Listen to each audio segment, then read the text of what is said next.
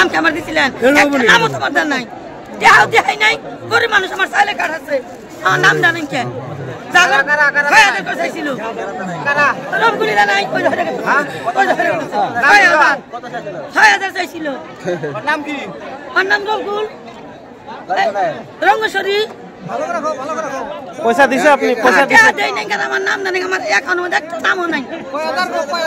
ধনী ধনী মাইসের নাম দিছে আমার নাম দেয় নাই কাগজ জমা দেয় নাই না চাইছিল গরিব মানুষ খায় নাই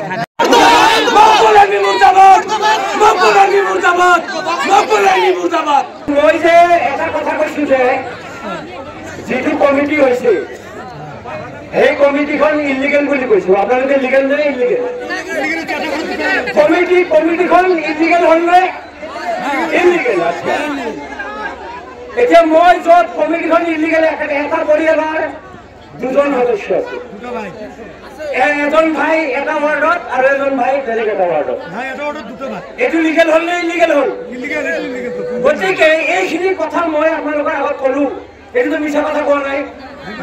সেই ক্ষেত্ৰত মোৰ পূৰ্ব বক্তা এজনে কৈছে আমাৰ ৰঙেশ্বৰী নিবাসী মকবুল আৰ্মি ডাঙৰীয়াই কৈছে যে মই বোলে মিছাই দম মালি মাৰি কৈছো এই কথাটো মিছা কৈছো নেকি ৰাইজ গতিকে ৰাইজ তেওঁৰ কথাটো জানিব লাগে যে তেওঁৰ পঞ্চায়তৰ বিষয়ে জ্ঞান নাই তেওঁ আহি আপোনালোকৰ ওচৰত এইটো কথাটো ক'ব লাগে যে মই মানে কথাটো আপোনালোকক মিছা কথা কোৱা নাছিলো এই কথাটো আমাৰ সভাপতি সাহেব আছে আজিৰ সভাত তেখেতে স্পষ্টীকৰণ দিব লাগিব আৰু ২ নম্বৰ কথা হ'ল মই প্ৰস্তাৱটো দিছো মোৰ ভাষণত মই কৈছো যিখিনি পাবলগীয়া মানুহ পাই আছে লিগেল তাৰ উপৰিঞ্চি পাব লগা যদি নতুন স্কিমত সোমাৱা যায়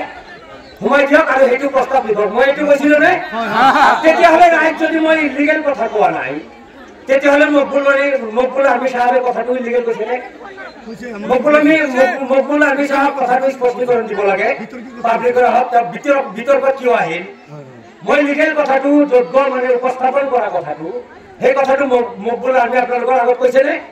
যে মিছা দম মাৰি মাৰিছো তেওঁ স্পষ্টীকৰণ দিব লাগে যে মই কথাটো সঁচা কথা কৈছো এই কথাটো স্পষ্টীকৰণ দিব লাগে আৰু পাব্লিকৰ শ্ৰদ্ধা ৰাইজ আমি ডিচিক জনাব লাগিলেও জনাম আজি মিডিয়াৰ জৰিয়তে যে ভকুৰাদিয়া ৰঙেশ্বৰী গাঁও পঞ্চায়তত যিখন পলিটিকেল ভিজিলেন্স কমিটি হৈছে কমিটিখন দুৰ্নীতিপৰায়ণ এই কমিটিখন বিসংগতিপূৰ্ণ আমি নামানো শ্ৰদ্ধা ৰাইজ এই কমিটি আমি নামানো আজি মিডিয়াৰ জৰিয়তে কথাটো জনাই দিছো ৪৪ নম্বৰ ভকুৰাদিয়া গাঁও পঞ্চায়তৰ এই পলিটিকেল কমিটিখন ইলিগেল এই কমিটিখনৰ বিপক্ষে আমি ৰাইজ